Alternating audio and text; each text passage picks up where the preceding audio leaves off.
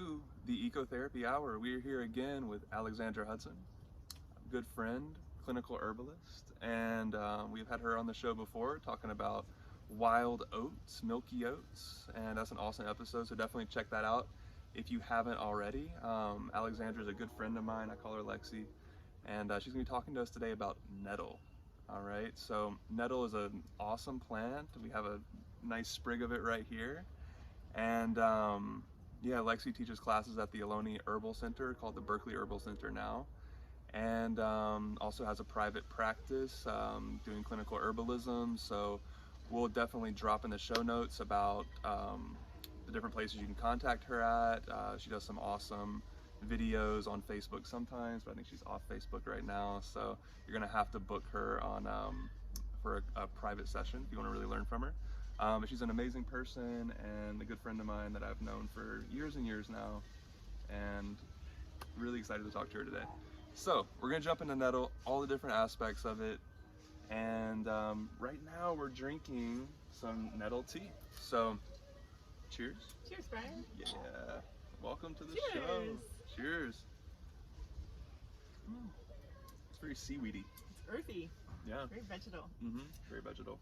Almost a chewy flavor. Yeah, it's got some umami to it. Cool. So, yeah, when we jump into how we made the tea first, if we want to go that direction. Yeah, please. All right, cool. So the tea came from some dried nettle that I took from the hills earlier this year. Dried it out, put it in this container, and then just steeped it. It's probably been steeping for like an hour and a half now at this point. Wanted to cool it off a little bit since it's kind of a warm day. We're in my backyard, so y'all might hear the sound of children jumping on a trampoline. That are my neighbors, so prepare for that. But yeah, let's jump into some of the ways that we use nettle and why we like it to work with it. Yeah, so. Well, nettle is one of my favorite plants.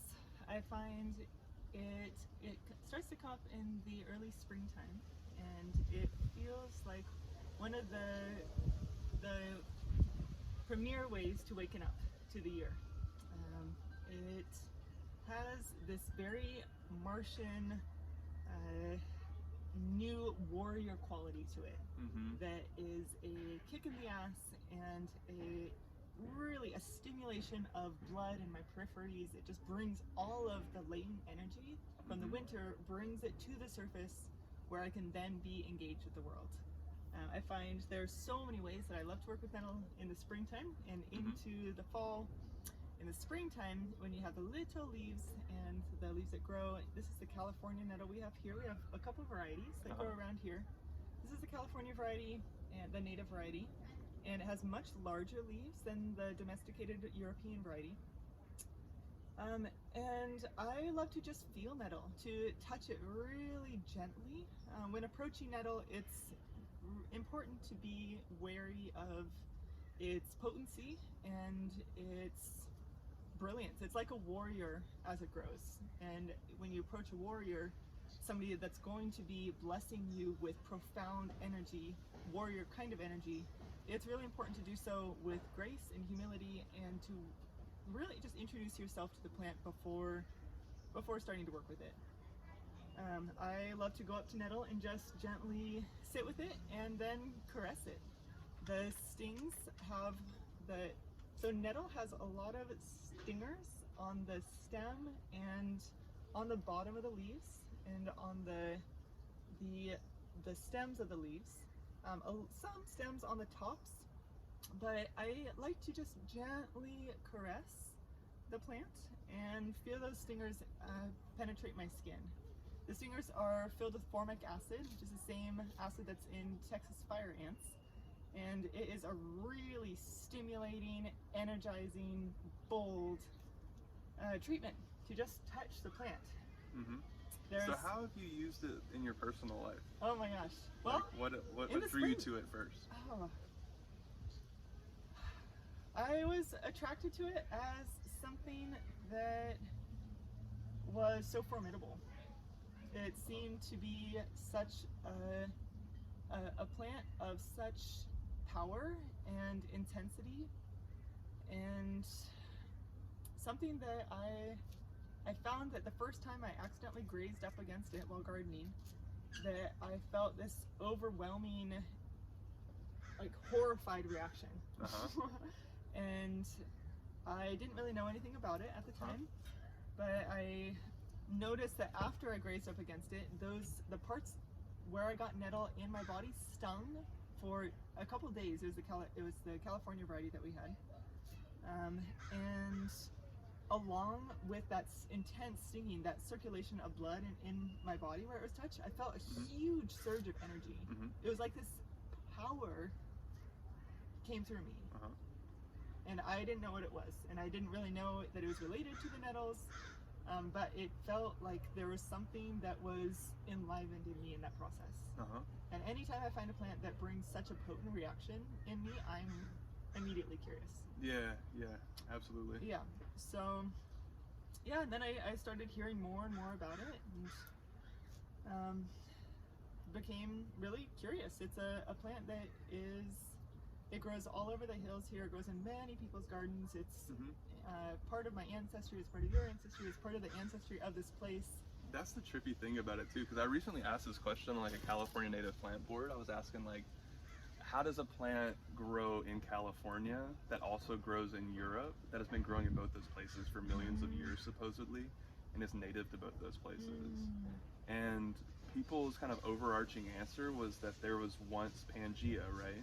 There's the supercontinent when everything is one continent, and there's certain plants like nettle that evolved millions of years ago when all the continents were one, and then things drifted apart. Because the other idea is like that birds could have like taken them across, you know? But I started thinking about that more logically, and I was like, there's no way birds are moving seeds from continent to continent. It's very rare when that happens. So a lot of people chimed in on that and were like, no, it's because these plants are so old. They literally harken back to Pangea. I mean, like elderberry, nettle, like all those things that you see that are native to a lot of different places. Mugwort had just been with us forever. So I love that you touched on that about it being part of our ancestry, you know, a lot of people's ancestry. It's such a sacred and easeful plant to work with. It's not one of the plants where you work with it maybe twice a year. It's something we can incorporate into our everyday experience. You feel like that? Yeah? Absolutely, yeah. I mean, nettle, it is so nutritive and so invigorating that it has this quality that it's just so beautiful to work with. Yeah. And you're able to even touch it right now. Yeah, it's interesting. I mean, just like that warrior, that when you approach them with grace and a kind of a sensual touch, I'm caressing the nettle and I'm not getting any stings in my fingers. This is a plant that reminds me that how I approach it is the response that I get. Right. So when I grab for a nettle, or when I carelessly wander through a space and get stung all over with nettle, then I will receive that kickback. Yeah. And when I'm caressing it and just being adoring with it and really, I don't know, loving on it, it's not going to hurt me. Yeah, I noticed that as well. I mean, I just went and picked some a second ago, and I was a little bit more rough with it, and it stung the crap out of my finger right here, so I'm feeling it. But yeah, it totally depends on how you work with it. I've seen people even roll the leaves up raw and eat those, and they just know how to roll it in such a way. Like, warning, don't go and do that at home unless you know what you're doing. But I found that with bristly oxtongue too. Really? Yeah, often when you roll something, especially when the leaves are more, when the stingers are more on one side. Yeah, when they can be deactivated by the rolling. Right. Yeah. So bristly oxtongue, you roll it enough, and you don't really get the stingers in your hand, but they deactivate. And I find that with nettle too. Like, you can work through a mechanical process. Right. Through a mechanical process, you can deactivate the stingers. They're very easy, and that's the thing about it. Like, they're on one hand, it's kind of this warrior plant, and on one hand, it's like this softy inside. And it doesn't take a whole lot to get that outer shell of roughness off of it to make it where it's totally palatable and super good. It's such an ally. Yeah. In so many ways. I mean, so this is a plant that people have retted the fibers of the stems and made clothing with it for centuries. Yeah, it's a very durable fiber, but it requires a lot of processing for it to become soft. But when it's soft, it's so supple and so durable, much more so than cotton. So, yeah. Yeah, that's incredible. And then I'm really excited to hear more about working with the seeds, because that's not something I haven't worked with that part very much, and I know that you've done that a lot more. So I don't know if we're jumping the gun, but you want to get into that a little bit, or is there more that you want to say? So there are three main plant parts that people usually think of when they consider the nettle. Of course, we have the early sprigs of seeds, or the sprigs of leaves that develop into plants that are anywhere from 1 foot to 12, 13 feet tall. And around this time, we're at the end of June right now, around this time the plants start to go into seed. And at that point, something happens in the process of the leaves that I would love for you to outline. Yeah. So what Lexi's referring to is basically the flowers start to come out, and maybe we can see some flowers on one of these. Oh, that's a beautiful example. Yeah, so the flowers are starting to come out of the leaf axil right there. And the seed's not formed yet, but the flowers are really, really pretty. They form clusters. Yeah, they're like little starbursts. And you can differentiate the flower from the seed in that the flowers are very clearly little stars, and the seeds are little balls. And if you rub the seeds, then a bunch will come off in your hand, even if they're immature. But the flowers will pretty much stay on the cluster of their cluster. Right, and the seeds are, of course, kind of blackish when they're mature. When they're mature, yeah. Right. They start as very light green and mature into darker green. I have seeds that I harvested last year. Maybe would you put these? Sure. So these are kind of like an army olive green. Those are mature seeds. And what we're basically wanting to talk about, though, when it flowers like that, you want to leave the leaves alone at that point, because they can be bad for the kidneys or for the urinary tract. And that's because the leaves start to form what are called cystoliths. They're like these calcium carbonate crystals, and they can do bad things to the urinary tract. And yeah, that's basically why we don't work with the leaves. The whole nettle plant is really geared towards getting things moving in the body. And often through the waterways. Nettle is highly diuretic, so when there is edema in the body and excess fluids being stored in the cells, nettle just helps flush everything through. I really think of nettle, astrologically, nettle is governed by Mars, the god of war. And it's really that Martian warrior powerhouse energy that gets things moving. It gets stagnancy moving, which is why I love to take it at the beginning of springtime and direct my clients to do the same. And it helps when people, the different parts help with different parts of the urinary system. So the seeds are known as a tropo-restorative to the kidneys, and they're becoming more known for this. This is a relatively newer understanding.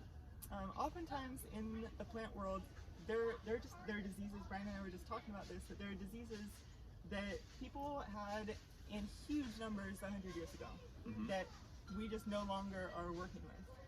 And there are diseases and issues that are coming up these days that people 100 years ago didn't work with. And so when we talk about it's been recently found to help with kidney restoration, there's something that must be happening in our society that is needing us to realize that the nettle seed is a correspondent, or it can work directly with, as a tropo-restorative, organ restorer for the kidneys. So the seeds, there's a lot of case studies that are happening right now where people are trying out nettle seed for kidney restoration. When there's kidney failure, instead of going through dialysis or having a kidney replacement, people are taking tincture of nettle seed or making decoctions, which is where you simmer the kidney seed and taking that as a medicine. So with dialysis being both extremely invasive and very expensive and not really a restorative for the actual kidney function, nettle seed can provide an incredible alternative. Oftentimes when kidneys fail, people don't talk about there being a way to bring them back. It's just like your kidney has failed, you're fucked. But your body can obviously heal from it. Yeah, our bodies are always on a trajectory of healing.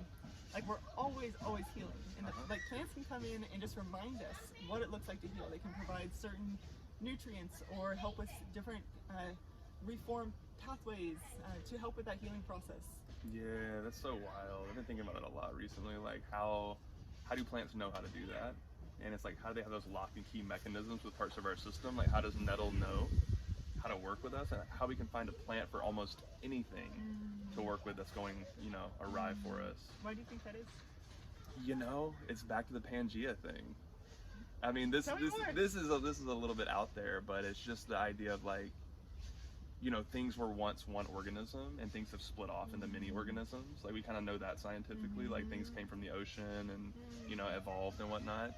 And kind of regardless of your creation myth, like there's some version of that happened where things split off. So there's, you know, plants went a certain way, humans went a certain way, fungi went a certain way. And for whatever reason, like we have such a deep relationship with these old wild plants like nettle that there's a lock and key in our body where it does something that it needs to do inside of us. And then you were talking about... I was just thinking about that today, this morning when You I were? woke up. Yeah. Okay. Yeah, What were you it's such an interesting proposition.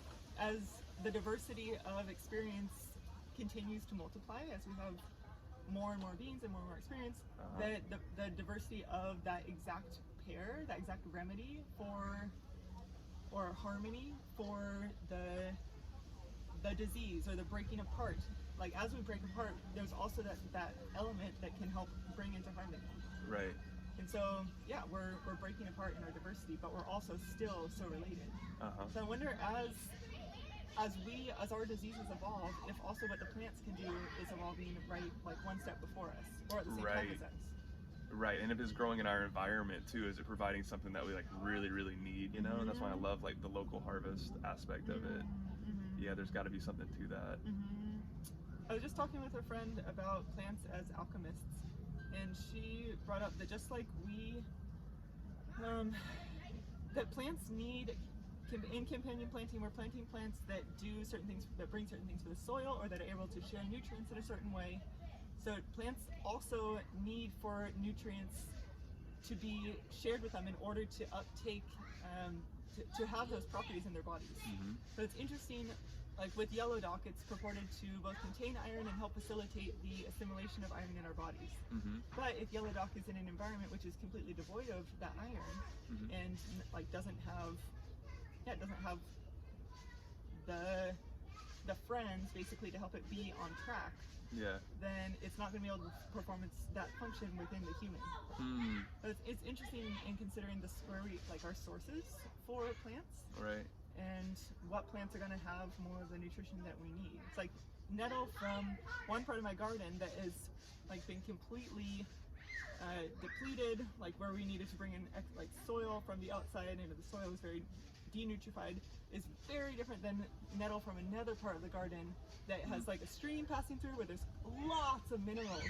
Like nettle takes up so many minerals. One reason that it helps us be such warriors is that it has such high mineral content in its body, and it's pretty indiscriminate about what minerals it's taking up. So we're wanting to really make sure to get our plants in soils that are very healthy, like to really make sure to be remediating soils on our own land. And as we have, you know, large patches of huge nettles that are on really like biohazardous soils, to make sure that we're paying attention to what is the plant uptaking, so that we're making sure to not have toxicity in our medicine. Right, absolutely. So nothing better than getting it from local sources from around your house, where you kind of know what's going on with the soil. And it's just a really, every once in a while I kind of trip out on the immense amount of trust that we have in our food system. You know, to get food from a supplier that I have no idea what their practices are like. I don't know what their soil is like. I don't know like what hands it's passed through in the process of coming to me. Like it's such a disassociated process. And it's just such trust to have that be the inputs of what's creating my body. Right, exactly. I've been thinking about this recently too, like just the idea of like when you're taking things from your local environment and putting it into your body, then you're becoming a part of your environment. It's like literally making you up. So then you have this like deep love for it and this deep relationship with it that just takes you to this like different level of communion with the land that you're around. So there's like nothing better. And then like, it's just so interesting having that native California nettle, and then having our European nettle, and then also having like the Urtica urens, like the little dwarf nettle too, which I don't see that one that much. But I mean, most of the one that we see around here, like we could go into a little bit of identification, I suppose, so you know people can know what that looks like. But Yeah, this is our California nettle, or Western nettle, So we're here on, as they call it. occupied Ohlone territory, and this is the nettle that grows commonly in the hills and in spaces where the seeds have traveled. Can you talk about this? Sure. So, Get some blood pulsing in your fingers. Yeah, for real, you can feel it. It's interesting. I mean, it's part of the mint family, so it's supposed to have kind of a square stem, right? But to be honest, this one doesn't really have a square stem. And that's where like book knowledge and real life kind of diverge, you know? Yeah, I mean, the 4 lobes of the stem. Right. Yeah, but I wouldn't. I mean, it has 4 sections, but they're very rounded. They're very rounded. Like, I wouldn't spin that and think mint, you know? You probably wouldn't spin this anyway because it'll hurt your fingers. But I mean, it does have the opposite leaves, and so you know that's a member of that family, or characteristic of that family.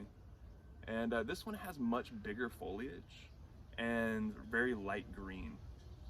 It's kind of has this softness to it too. It's kind of velvetiness, and this lighter underside and kind of richer green top side, and then it has the toothed leaves, toothed margins, and it can have these kind of heart-shaped leaves almost. In the native nettle and the European nettle, and the Urtica urens will have more of a leaf that goes straight up to the petiole. So that's when we distinguish that. And the Urtica urens is really tiny, but we don't have that one around that much. So then we have the European nettle too, like this. This is the one that I see more in people's gardens that people plant or would like sell at a farmer's market or something. But this one is it's much smaller. It kind of has these more purplish stems, but also has the opposite leaves and has this one has more of a square stem that you can kind of roll and fill those 4 corners on. So yeah, that's just check out the size difference. Yeah. Pretty tremendous. Yeah. So if you're thinking to grow a nettle for foodstuffs and medicine, I mean the California native nettle it's amazing. Did you guys plant it in your yard, or did it come up? Yeah, no, I harvested some seeds from out in the hills. And you planted it from seed? Scattered the seeds. Wow. And they grew really well. Incredible. Did you scatter them at a specific time, or like around the time the seed came out? Yeah, I scattered them probably in the late fall. Okay. Yeah, they come into full maturity of the seeds and start dropping from the plant in the late fall. Okay. And yeah, they took really well, and they multiply by roots, so they have come back year after year. That's amazing. I guess that's the perfect time to scatter seeds around here too in the fall. And sometimes you need to cover them with a row cover to make sure that the birds don't eat them all. Yeah, exactly. Yeah. Exactly. But then you're getting the water from watering. They're being watered the whole year. And we planted them. I scattered them right by a stream, so they're having constant water access. Nettles love to be fully saturated in water, or to have constant access to the water. Though they grow in really dry areas too. Yeah, they're pretty tough. Yeah, I often find them on like woodland edges, but places where the feet stay a little bit wet. Growing like horsetails and cleavers and stuff like that. Yeah. So the native variety is really meaty. It has very thick leaves that are, as Brian was saying, very soft, and they're huge. They grow. They're great for making medicine with, and just the chewy flavor. The taste is so. It's so umptuous, and so it feels so.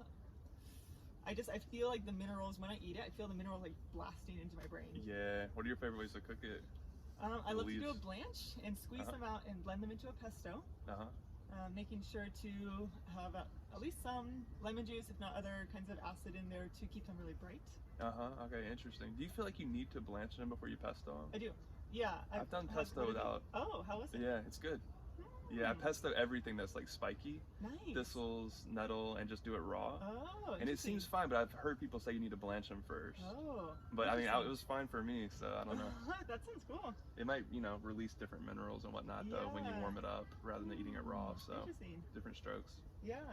I also like to toss it into frittatas or into any sautés that I'm making. Put them in soups, make stocks with them. Yeah, they're an all-purpose green. Yeah, I wonder about making nettle chips. Oh hell yeah! Have you tried that? Yeah. Yeah. Actually, when these stingers are deactivated by exposure to heat, and Yeah, even just putting it in a dehydrator makes an excellent chip. It's very wafery thin. Nice. Yeah, I mean, the taste is incredible. And the other thing to say about the native nettle, I don't think we've mentioned yet, is that like when you get stung by this one, I think it lasts, like in my opinion, maybe 2 or 3 times longer than the European nettle. Like I would say this is at least a 24-hour sting. Yeah. While the Europeans may be like 6-8 hours, something like that. It just really like rides. Yeah, they are deep. Yeah. The first time I went out for a nettle harvest out here in the hills of El Sobrante, I went barehanded. And I had only had experience with the cultivated domestic variety. And it was probably like 3 a.m. and I was still not able to fall asleep because the intensity in my hands was so like wildly invigorating. And yeah, I mean, I was also really energized at 3 a.m. It was terrible. Like the last thing that you want. And I was like, okay, I know that so often plants grow next to the remedy or something that will take away the poison or prevent the poison. It's like, what is the remedy for nettles? What is it? And this voice came in and it was like, Rumex. And I was like, Yellow Dock? Oh, really? Yeah. You felt like you got that just from like... No, it was very clear. Yeah, it said Rumex.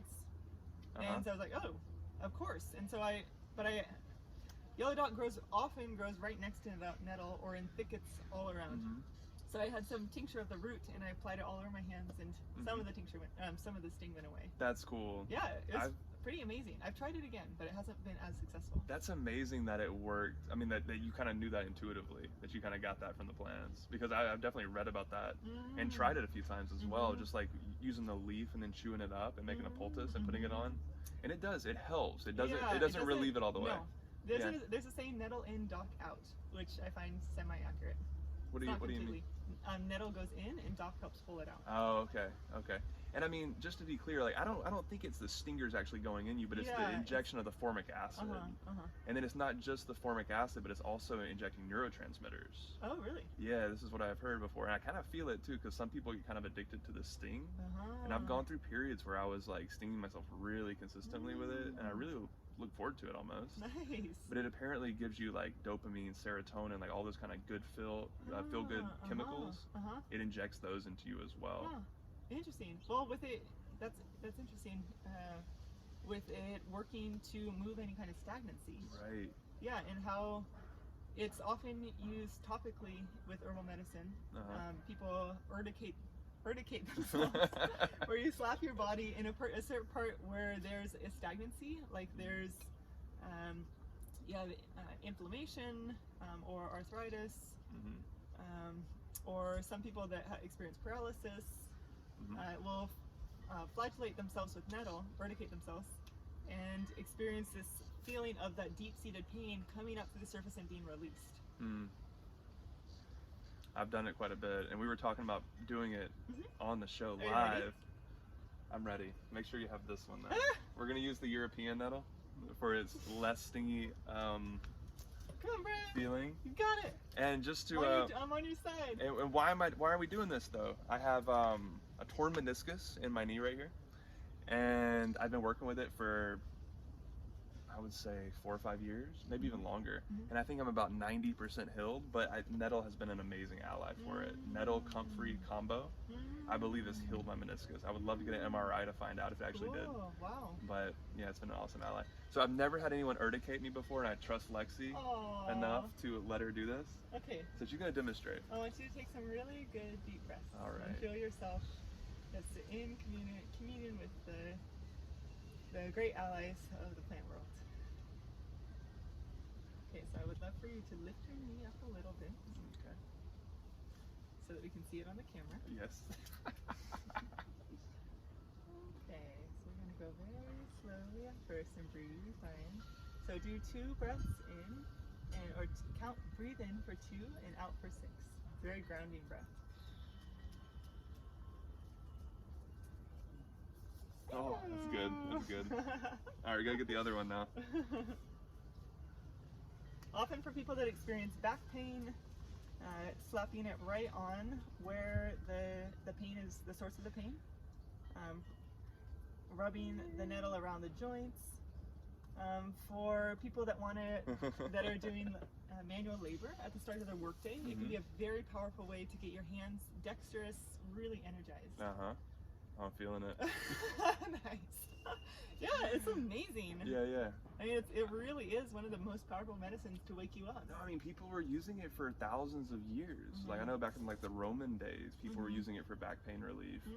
And I mean, there's been numerous clinical studies that show that it relieves back pain now. I love that when something, you know, people knew about it thousands of years ago just from like experiencing it. They didn't need like a scientific validation. And then science comes and validates it. It's like, oh, we figured this thing out. It's like, yeah, it was there, you know? Yeah. So, back pain, an amazing quality. And yeah, then, back pain can be such a debilitating experience. Yeah, so another way that you can work with the nettle seed to bring about that powerful energy. For some people, the nettle seed can be too energizing. And too stimulating, especially when it's freshly harvested. Oftentimes people will dry it and let it sit and cure for a month or two. But you can take the seed and make a decoction and simmer it. And I've heard it called herbal crack. It's very energizing. It's really stimulating to the adrenals, but not in an overly taxing way. From using the seed? Yeah, from the seed. And how were you talking about preparing it? Simmer it. So take a tablespoon or 2 tablespoons, dose yourself. Start with a tablespoon and simmer it for about 15 minutes. Let it sit for a couple hours and drink it. So put it in water in a pan. Yeah, exactly, great. Let it simmer for... Yeah, so take a quart of water and a tablespoon of seed and let it simmer for 15 minutes, turn it off, and let it cool and sit for a couple hours and sip it. And you will probably notice an increase in energy. I've heard of people using nettle as like a coffee substitute. Yeah, and especially for people that are kind of like almost allergic to coffee or that have extreme aversion to caffeine because it's overstimulating. It can be a really powerful energy without being overly stimulating to the central nervous system. That's amazing. Yeah, like with this and having all this nettle now in my skin, I'm not feeling like my nerves are afraid. Like with coffee, I can feel overly jittery and overly stimulated. This is it really feels like it's just pulling up deep energy and redistributing it. Like your own energy. Which is so often what herbs do. There's only some herbs that really just give us energy, like American ginseng, that most redistribute energy throughout our body. Fascinating. I love that. And then can you talk about the allergy relieving properties of nettle? Sure, yeah. Nettle has really powerful antihistamine properties. So for people that experience springtime pollen allergies, it can be powerful to take in a tincture, like a tincture of the leaves. Again, you can make a tincture of the leaves with fresh nettle and a high proof alcohol. I would take fresh leaves, blend it with probably 60% alcohol, 60 to 70% alcohol, and let it sit for a month or so, shaking often, and strain it. I happen to have one right here. Oh, nice. Nettle also lends really well to vinegar extraction. Vinegar is an excellent menstruum, a medium for pulling out minerals. So nettle vinegar tastes very earthy, and it may or may not be something that you love as a flavor. You can also season it with other herbs and a little honey to make a really delicious daily tonic. That's really mineralizing. Got you. Wow. Yeah. So many ways. Amazing, great qualities. Nettle. Yeah, exactly. I mean, I just love making tea from it just for allergies. I can feel it immediately when I start drinking it. Like any kind of little allergy just basically goes away. Wow, cool. Yeah, that's great. It's something else. So also we wanted to leave some time for you to make this. What is it called? So we have a Gamasio. Gamasio? Gamasio is a traditional Japanese sprinkle. It's a seaweed sprinkle with sesame seeds, salt, and seaweed. So this is something you would put onto like a salad or something? Yeah, I love to toss this on everything. All right. So I'm making this nettle variation on Gamasio with nettle seed, sesame seed, fresh nori, and fresh and dried nori, and salt. And this is something that would be great on salads, on sandwiches, on eggs, frittata, cool. pasta. What would traditionally be used instead of nettle seed? It just wouldn't have nettle seed. Okay. Yeah. So it'd be like sesame So it'd seed be sesame seed, nori, and salt. So you're just Yeah, and you can get adding a little Gamasio touch. at a store in the Asian section. Okay, cool. Yeah, so you're adding a touch of tropo restoration. It sounds very nutrient rich. Yep. Let's check it out. All right. So And then we have our nori. On a separate show, we might show you seaweed harvesting. So here for our Gamasio, this is freshly harvested nori. It's from up in Salt Point State Park in northern Sonoma County. Oh, sure. Thank you. And I harvested it and dried it in the sun. Quite delicious. It's really mineral rich. Really tastes like the sea in a profoundly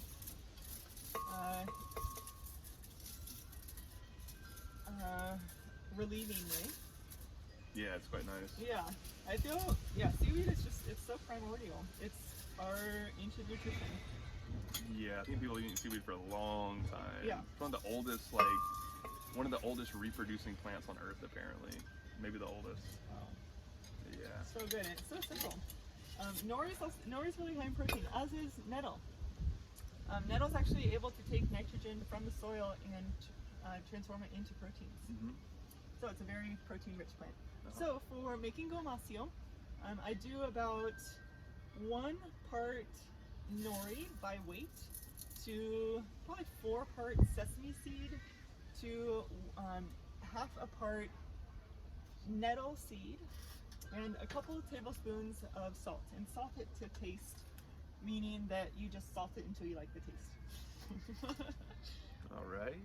Okay, now we need a lid. Where's the lid? Got it. Nice. Everything's in there? I'm just going to do it one step at a time. Oh, okay. So I'm first going to pulverize the nori until it's kind of almost powdered. All right, so. And go, baby. We'll just do a regular grind.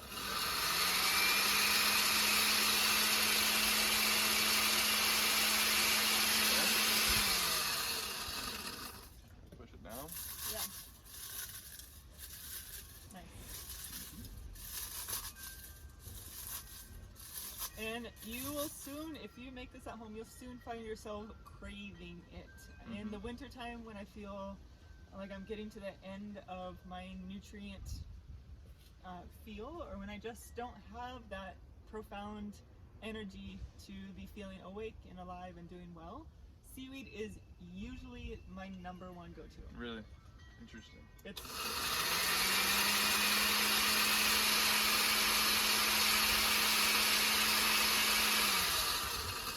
oh, look at that. It gets so saucy. We got some grind on the bottom. So we're going to grind up the seaweed, and I'll leave the sesame whole. You can blend up the sesame, but it can oxidize more quickly that way. Not necessarily. Okay, so you leave the sesame whole. Yeah, I'll leave the sesame whole. And then we'll just mix it with the nori.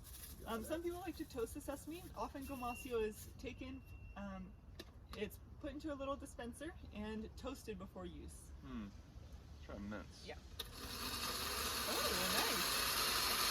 Yeah, it's more... Start tossing it. Okay, let's put some nettle seeds in too. Alright.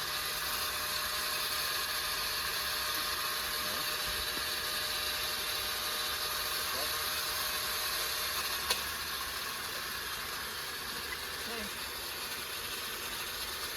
Okay. Okay, pretty minced. Then, yeah, so by volume, it's about equal parts nori to sesame seed. And so then we'll take this, and I'm not going to grind with the sesame seed. You can if you like. Sometimes I do. Just depends on how I'm feeling. Nice. Yeah. And I'll shake this up to get really well integrated. And this is an amazing sprinkle. You can add other really delicious things like other dried herbs from your garden, or dried hawthorn berry, dried pine pollen, dried fennel seeds. This can be just an excellent medium to getting. Want to taste a little sprinkle? Sure, thank you. Little finger dip. It's quite nice. I mean, you can add more salt or other things that you really like. That's amazing. Yeah. Sweet. Thanks for showing me that. stored in here. All right. So many ways to use the seeds. If you wanted to make a fermented seed cracker, you can put the nettle seeds in there. Mm-hmm.